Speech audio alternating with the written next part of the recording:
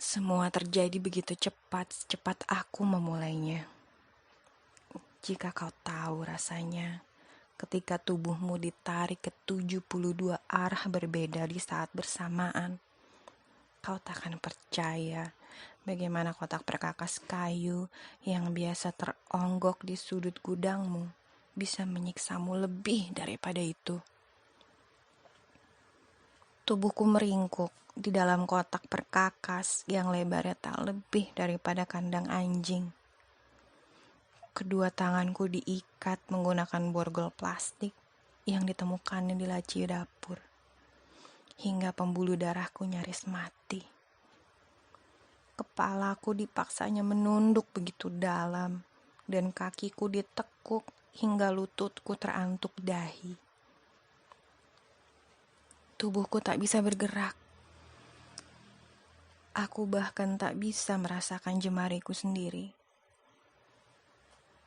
Darah kering itu membuat kulit wajahku sekaku tripleks dan sebau daging busuk.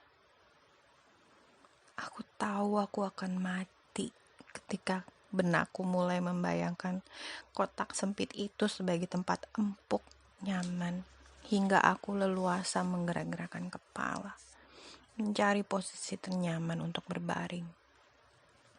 Padahal aku juga tidak benar-benar sedang berbaring. Tubuh yang semula sesak perlahan mulai terasa longgar di dalam sana. Tak ada minuman, tak ada makanan, hanya udara pengap yang semakin tipis. Aku membuka mata, tapi yang kurasakan hanya kopong. Kelopak mataku seperti menabrak rongga mata. Hanya bayangan bahwa tubuhku memakan sesuatu membuat mulutku seolah bergerak, mengunyah sesuatu dengan susah payah. 32 kali kunyahan. Dan aku bisa memaksa diriku tetap sadar.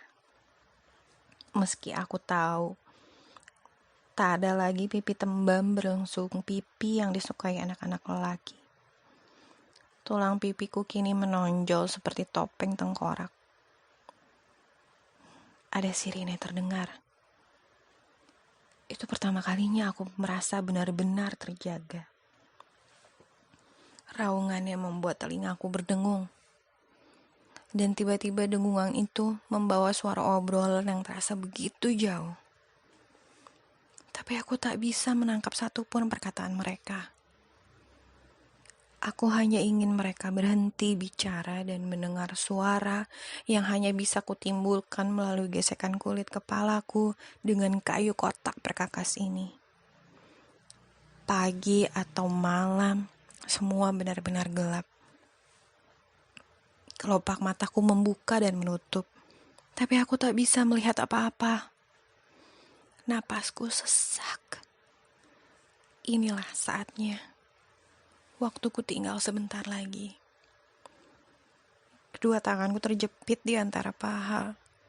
Terlalu lemas untuk bergerak, terlalu sempit. Aku bahkan sepenuhnya tak bisa merasakan jemari tanganku lagi. Gebrakan terdengar. Tak hanya sekali. Keretak kayu itu semakin kencang. Di sini! Aku mendengar pria itu berseru. Suaranya gemetar seperti kehabisan napas.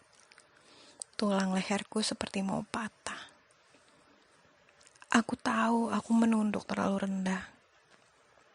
Tapi tiba-tiba ada embusan angin. Ada lubang terbentuk. Aku bisa merasakan sentuhannya di lengan yang tidak tertindih tubuhku. Udara yang kuhirup. Ya, aroma itu sangat kukenal. Aroma minnya begitu kental. Dadaku mendadak disegarkan olehnya. Derik engsel pintu gudang yang berkarat membuat telingaku pengang. Disusul gaung pukulan mereka yang berada tepat di atas telinga kananku, mendera begitu kuat. Aku meringkuk semakin dalam. Tapi usahaku itu benar-benar tak ada gunanya. Aku tak bisa bersuara. Terlalu lemah untuk itu. Derak berikutnya yang terdengar membuat tubuhku gemetar seperti ada tremor menjalariku. Kemudian mereka berhenti. Keheningan mencekam di luar sana. Dan aku sama sekali tidak mempersiapkan diri ketika hunjaman pertama kapak itu menggores pipiku, meninggalkan jejak darah di mata pisaunya.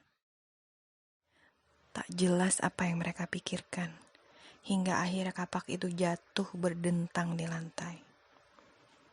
Banyak seruan membahana. Semua seakan tiba-tiba bicara. Kepalaku begitu pening. Aku tak tahan lagi.